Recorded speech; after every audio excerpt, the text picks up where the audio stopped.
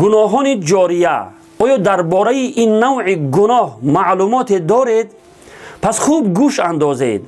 گناهان جاریه گناهانی است که بعد از مرگ هم باقی میمانند و تا روزی که هست در نامه اعمال انسان گناه ثبت می شود. این خیلی گناه خطرناک است. این گناه خطرناک عموما در شبکه‌های اجتماعی بیشتر انجام می شود.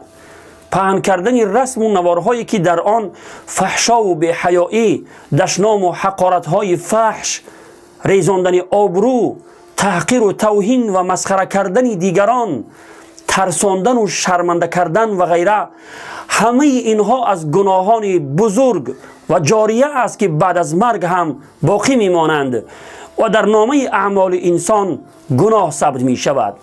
پناه به خداوند. خوب گوش اندازید که خداوند درباره گناهان جاریه چی می فرماید. الله رب العالمین می فرماید: انا نحن نحیی الموتى و نکتب ما قدموا و آثارهم.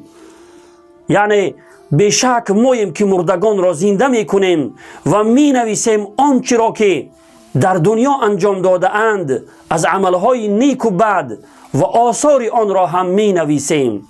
صدق الله العظیم. آثار عملهای نیک و بد همان کارهایی است که بعد از مرگ هم باقی میمانند و تا زمانی که هست در نامه اعمال گناه یا ثوابش ثبت میگردد.